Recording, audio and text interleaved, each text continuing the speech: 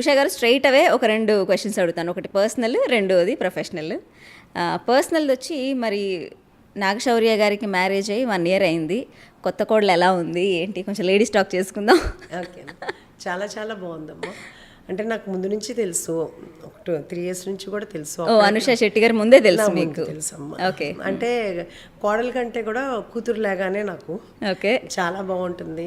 మమ్మ అనే పిలుస్తుంది, డాడీ అని పిలుస్తుంది. ఓకే. చాలా చాలా చాలా క్యాపబుల్, చాలా మెచ్యూరిటీ. ఓకే.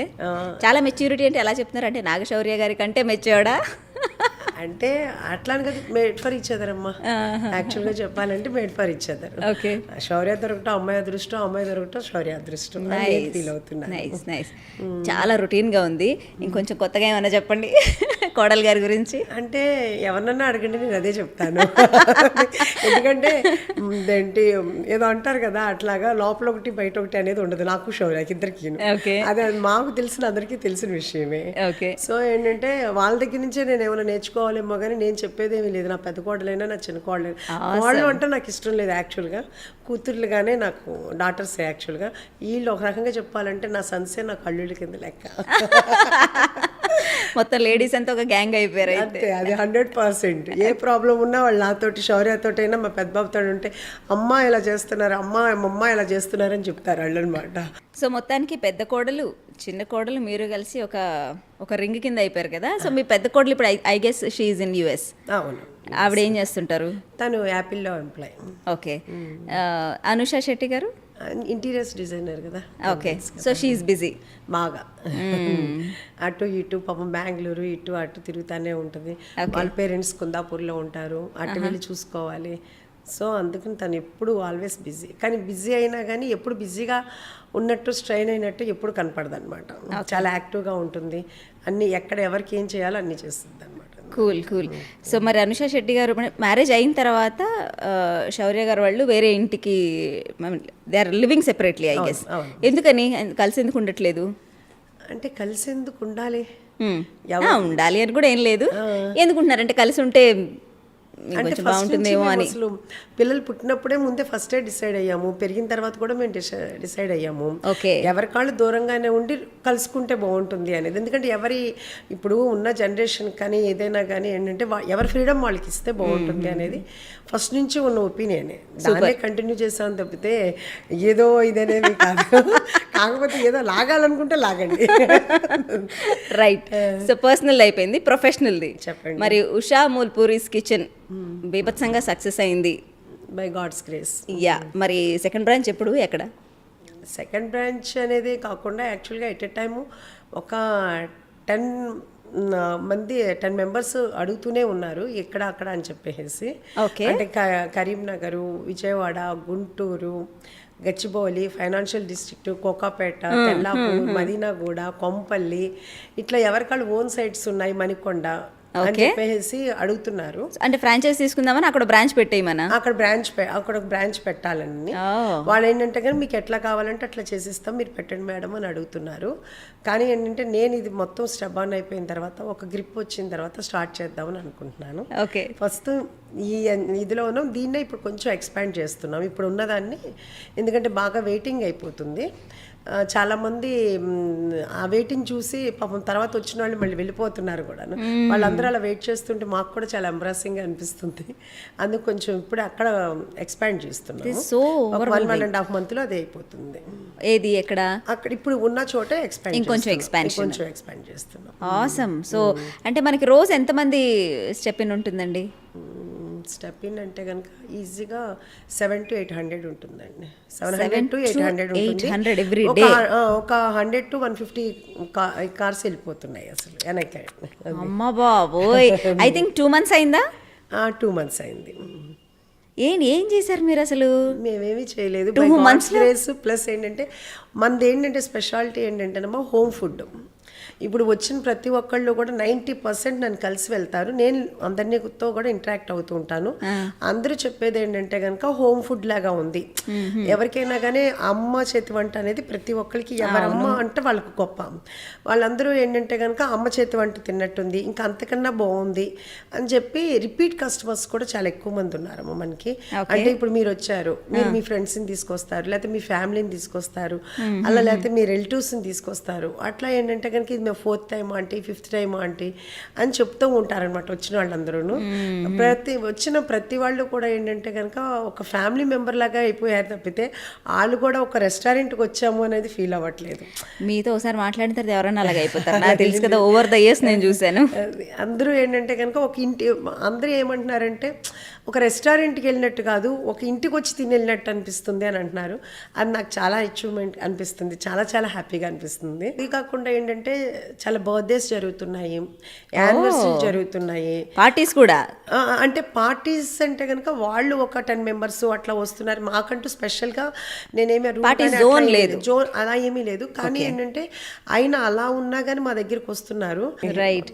అంటే ఒక నాగశౌర్య షాడో నుంచి మిమ్మల్ని పక్కకి తీసుకొచ్చి ఒక ఆంటర్ప్రెన్యూర్ లెవెల్లోనే మాట్లాడుకుందాం. ఇది మీరు ఈ రెస్టారెంట్ పెట్టాలని ఎందుకు అనుకున్నారు అసలు? నాకు యాక్చువల్గా ఇది చాలా ఇంట్రెస్ట్ ఉన్న ప్రొఫెషన్ అమ్మ. నేను ఒక 10 years నుంచి ట్రై చేస్తున్నాను. కాకపోతే ఏంటంటే కనుక ఇంట్లో వాళ్ళందరూ, శౌర్య కానీ మా హస్బెండ్ కానీ చాలా రిస్క్ ఇవన్నీను, వాళ్ళతో పడలేము, చాలా టెన్షన్ ఉంటుంది ప్రతిరోజు. ఒక పెళ్లి చేసినట్టే అంతాను, ఎందుకు వద్దు అని చెప్పి అట్లానే నన్ను పోస్ట్పోన్ చేస్తూ వచ్చారు. కానీ యాక్చువల్గా ఒక 2.5 years బ్యాక్ అయితే మాత్రం నేను అడ్వాన్స్ ఇచ్చాను. ఇచ్చిన తర్వాత కృష్ణవిందు విహారీ సినిమా రిలీజ్ ముందు యాక్చువల్గా ఇచ్చిన తర్వాత మళ్ళీ దాన్ని క్యాన్సిల్ చేశారు, వద్దు అని. తర్వాత రిలీజ్ తర్వాత కూడా మళ్ళీ అడ్వాన్స్ ఇచ్చాను. ఇచ్చిన తర్వాత నేను కొంచెం సిక్ అయ్యాను అప్పుడు. సో అప్పుడు క్యాన్సిల్ చేశారు. ఇది అనుకోకుండా బై గాడ్స్ గిఫ్టే అనుకుంటాను నేనైతే. ఎవరో గెస్ట్ హౌస్ గురించి అడిగితే కనుక నాకు ఒకళ్ళు ఇది చూపించారు, ఇప్పుడున్న ప్లేస్ అనమాట.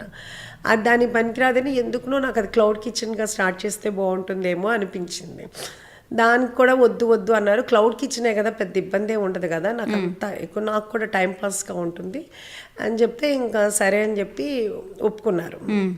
ఒప్పుకున్న తర్వాత అలా స్టార్ట్ అయింది. క్లౌడ్ కిచెన్ వల్ల అక్కడ వర్క్ జరుగుతుండగా చుట్టుపక్కల ఉన్న వాళ్ళందరూ అంతా అక్కడ పీజీ అంతా ఉంది కదా, సో వాళ్ళు అడుగుతూ ఉండేవాళ్ళు, ఈ మా హస్బెండ్ అన్నా కానీ నన్నైనా కానీ, ఆంటీ ఇది డైనింగ్ ఉందా అని. నాకేమనిపించేది అంటే ఓకే, పీజీలో ఉన్న పిల్లలు మళ్ళీ రూమ్ తీసుకెళ్ళి ఏం తింటారులే, ఇక్కడే తింటారు అన్న ఉద్దేశంతో డైనింగ్ లాగా కొంచెం పెట్టాము. అదేంటంటే క్లౌడ్ కిచెన్ కన్నా డైనింగ్ బాగా సక్సెస్ అయింది. క్లౌడ్ కిచెన్ అంటే నేను ఇంకా స్విగ్గీ అవన్నీ హోల్డ్ చేయాల్సి వస్తుంది, అంటే అటు ఇటు నేను అందించలేక అనమాట. ఓకే. సో అంటే మిమ్మల్ని అపోజ్ చేస్తూ వచ్చారు కృష్ణప్రసాద్ గారు కానివ్వండి, శౌర్య గారు కానివ్వండి, మీ పెద్ద అబ్బాయి కానివ్వండి. కొంచెం అంటే రిస్క్ మీకు ఎందుకు అని, ఎందుకు మీరు స్ట్రెస్ తీసుకోవటం అని. అంటే 50+ మీరు ఇప్పుడు late 40s early 55, okay, mid 50s. So menopausal stage దాటుతున్న వయసులో సైకలాజికల్గా చాలా ఇంబ్యాలెన్స్ ఉంటుంది, డిప్రెషన్లోకి వెళ్తారు. అండ్ ఏజ్ ఎలా ఉంటుందంటే ఓకే ఫైన్, రెస్పాన్సిబిలిటీస్ అన్నీ అయిపోయినాయి, 2 పిల్లలకి పెళ్ళి అయిపోయింది, బిందాస్ మీరు ఇంకా హ్యాపీగా కూర్చొని ఎంజాయ్ చేయొచ్చు. ఇలాంటి టైంలో ఎందుకు తీసుకున్నారు ఇంత రెస్పాన్సిబిలిటీ నెత్తి మీద? అంటే యాక్చువల్గా చెప్పాలంటే నాకు ఖాళీగా కూర్చోవటం అనేది ఇంట్రెస్ట్ లేదు, ఇష్టం ఉండదు. అంటే మొన్నటి వరకు ఏంటంటే కనుక ఫస్ట్ నుంచి నా మ్యారేజ్ అయిన దగ్గర నుంచి కూడా ఎప్పుడు ఇంట్లో నేను ఒక్కదాన్నే ఉన్నది లేదు, మా పిల్లలతో ఉన్నది లేదు. ఎప్పుడు ఇంట్లో జనం ఉంటానే ఉండేవాళ్ళు. సో అందరికీ వండి పెట్టడం అనేది ఎప్పుడు ఫుల్ బిజీగానే ఉండేదాన్ని, ఎప్పుడు ఖాళీగా ఉండటం అనేది లేదు. Even night midnight 1 o'clock 2 o'clock కూడా నేను కుక్ చేస్తూనే ఉండేదాన్ని. తర్వాత పెద్దబాబు వెళ్ళిపోయాడు, తను శౌర్య కానీ శౌర్య ఫ్రెండ్స్ కానీ అందరూ ఉండేవాళ్ళు, చేస్తూ ఉండేదాన్ని. అయిపోయింది. ఇప్పుడు శౌర్య మ్యారేజ్ అయిపోయి శౌర్య వెళ్ళిపోయాడు, ఇంక నేను మా హస్బెండ్. నాకు అట్లా ఐడియల్గా కూర్చోవటం అనేది ఇష్టం లేదు. ప్లస్ అట్లా అని నాకేంటంటే బయట ఎక్కువగా పార్టీస్కి అదేని కూడా అలవాట్లేదు. ఇంకా ఎంతసేపు ఇంట్లోనే ఉండటం అలవాటు అయిపోయింది. ఇప్పుడు నేనంటూ ఏదో వర్క్ చేయాలి, వర్క్ చేయకపోతే మాత్రం నాకు అసలు ఎలా చెప్పాలంటే కనుక నా వల్ల కాదు అసలు. ఇంకా దాంతో ఏంటంటే కంపల్సరీగా నేను చేయాలి. దాంతో ఇప్పుడు ఒప్పుకోవడానికి కూడా మా హస్బెండ్ కానీ వీళ్ళందరూ కూడా ఒక రీజన్ ఏంటంటే కనుక చూశారు, ఒక 1 year నేను ఇంట్లోనే ఉన్నాను. ఉన్నప్పుడు నేను ఎంత ఫ్రెండ్స్ కిట్టి పార్టీస్ ఇవన్నీ లేవా? లేవమ్మా. ఫ్రెండ్స్ ఉన్నారు, కిట్టి పార్టీస్ అనేది లేవు యాక్చువల్గా చెప్పాలంటే. అంతకుముందు ఎప్పుడో ఉండేది, అది కూడా కిట్టి పార్టీకి ఒకటి ఉండేది. అది కూడా ఏంటంటే కంటిన్యూగా అది కాదు, ఎప్పుడో మొత్తానికి ఒక 10 monthsకో 6 monthsకో ఒకసారి వెళ్ళేదాన్ని, కుదిరేది కాదు. ఈ ఫ్రెండ్స్ అయితే క్లోజ్ ఫ్రెండ్స్ ఉన్నారు, ఒక 3-4 ఉన్నారు. వాళ్ళు వస్తుంటారు వెళ్తుంటారు తప్పితే ఇంకా నాకంటూ పెద్దగా అది లేదు. ఇంకా ఎంతసేపు పిల్లలతోటే ప్రపంచంగా బతికాము. ఇప్పుడు పిల్లలు వెళ్ళిపోయిన తర్వాత ఇంకా లోన్లీగా ఇప్పుడు నేను వర్క్ని ఎంజాయ్ చేస్తున్నా ఒక రకంగా చెప్పాలంటే కనుక. అది కూడా ఒక గాడ్స్ గిఫ్ట్ అమ్మ. పని దొరకటం అనేది కూడా గాడ్స్ గిఫ్ట్. అది దొరికినందుకు చాలా హ్యాపీ ఫీల్ అవుతున్నాను. మనం వెళ్ళిపోయేంతవరకు, ఈ లోకం నుంచి వెళ్ళేంత వరకు ఏదో ఒక పని చేస్తూనే ఉండాలని నాకు కోరిక. ఈవెన్ మా హస్బెండ్ కూడా ఈ రోజుకి కూడా చాలా చాలా కష్టపడుతుంటారు. ఈవెన్ నాకు ఇప్పుడు నేను ఫోకస్లో నేను కనపడుతున్నాను, ఇప్పుడు అందరూ నన్ను అడుగుతున్నారు. కానీ ఈ నా సక్సెస్ వెనకాల యాక్చువల్గా చెప్పాలంటే మా హస్బెండ్ నాకు చాలా సపోర్టు, అలాగే మా బ్రదర్ ఇన్ లా ఉన్నారు, తనంతా కూడా తను చూసుకుంటారు. వీళ్ళిద్దరు సపోర్ట్ తోటి, నా టీం వర్క్ తోటి నేను చేయగలుగుతున్నాను. కాకపోతే నేను ఎదురుగా కనపడుతున్నాను కానీ నా తెర వెనకాల వాళ్ళందరూ కూడా చాలా సపోర్ట్ చేస్తున్నారు. అయితే శౌర్యాను మా పెద్ద బాబు వీళ్ళందరూ ఏం చెప్తారంటే, అమ్మ నువ్వు స్ట్రెయిన్ అవ్వ, మాకు చెప్పి చేయించుకో, నువ్వు ఎక్కువ మీరే దూకేయద్దంటారు, నువ్వే ఎక్కువ స్ట్రెయిన్ అవ్వ మాకు. కానీ చూస్తున్నాం అంటే మా ఐ డ్రీమ్ కరెస్పాండెంట్ నేహా మీ దగ్గరికి వచ్చినప్పుడు మీరు యాక్టివ్గా చేస్తున్న ఆ విజువల్స్ అన్ని చూసాను. అంటే మీరే దూకేస్తున్నారు వంటలన్నిట్లో. అంటే ఇప్పుడు అందరికీ కొంచెం ట్రైనింగ్ ఇవ్వాలి, ఎలా చేయాలి ఏంటి అనేది ఉంటుంది కదమ్మా. ఒక 2-3 months చేస్తే అందరూ ఒక లైన్లో అవుతారు. అప్పుడు మనం కొంచెం, అంటే మీరు ప్రొఫెషనల్ షెఫ్స్ని తెప్పించుకున్నారా లేకపోతే మామూలు షెఫ్స్ని తీసుకొచ్చి మీరు ట్రైన్ చేస్తున్నారా? అందరూ ప్రొఫెషనలేనమ్మా, అందరూ ప్రొఫెషనల్ షెఫ్సే, ఎవరు ట్రైనీ అనేది ఎవరు లేరు. సో ఒక ఆంటర్ప్రెన్యూర్ గానే చెప్పండి, ఈ ఓవరాల్ ఉషా మూల్పురీస్ కిచెన్ సెటప్లో ఈ ప్రాసెస్ అంతట్లో మీకు బాగా కష్టంగా అనిపించింది ఏంటి? కష్టంగా అనేది ఏమీ లేదమ్మా యాక్చువల్గా చెప్పాలంటే. కాకపోతే అన్నిట్లో నేను ఉండాల్సి వస్తుంది, అది ఒకటి. అది అలా కాకుండా ఒక ప్రొఫెషనల్గా ఒక ఎంటర్ప్రెన్యూర్గా అవ్వాలంటే ఏ వింగ్కి ఆ వింగ్ని మనం రెడీ చేసి పెట్టాలి. అన్నీ మనమే చేద్దామంటే ఒక ఎంటర్ప్రెన్యూర్ అవ్వరని నేను అనుకుంటున్నాను. ఎందుకంటే మనం ఇంకో చోట పెట్టాలన్నా అందుకు దాని ప్రకారంగా నేను మిగతా వాళ్ళందరినీ ట్రైన్ చేస్తున్నాను. అంతేగాని ఈ డిపార్ట్మెంట్ కష్టం, ఆ డిపార్ట్మెంట్ కష్టం, దేనికి ఉండే ప్రాబ్లం దానికే ఉంటుందమ్మా. అన్నీ చూసుకోవాలి, అందరినీ ట్రైన్ చేసి పెట్టాలి. ఫస్ట్లో స్టార్టింగ్లో కొంచెం అన్ని ఛాలెంజెస్ ఉంటాయి కదా.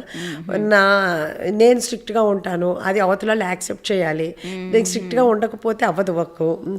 సో అన్నిటికీ మనం సిద్ధమయ్యి దాని ప్రకారంగా వాళ్ళని ఎలా ట్యూన్ చేసుకుంటూ రావాలి. సో మరి ఇప్పుడు దీన్ని ఎక్స్పాండ్ కూడా చేస్తున్నాను అంటున్నారు. అసలు మీరు ఎంత పెట్టుబడి పెట్టారు దీని మీద? యాక్చువల్గా చెప్పాలంటే నమ్మరు కానీ ఇదంతా మా హస్బెండ్ హ్యాండ్స్ మీదే జరిగింది అంతా, మొత్తం అంతాను. సో ఇంకా అసలు మేము అకౌంట్స్ చూసుకునే అంత టైం కూడా మాకు లేదు. వచ్చిన అది ఏదైనా కానీ అలా స్టార్ట్ చేసి పెడుతూనే ఉన్నాం. కానీ ఇంత బడ్జెట్ అని కాదు, ఏది కావాలో అది నాకు ఇది కావాలి అంటే అది చేస్తున్నారు. ఎంత అయింది అనేది నేను ఇప్పుడు దాకా అకౌంట్స్ అయితే చూడలేదమ్మా. ఓకే, అంటే బ్రేక్ ఈవెన్ అయిందని చెప్పారా కృష్ణప్రసాద్ గారు? బ్రేక్ ఈవెన్ అయ్యింది అనేది చెప్పలేదు, కానీ నాకు తెలుసు కదా బ్రేక్ ఈవెన్ అయింది.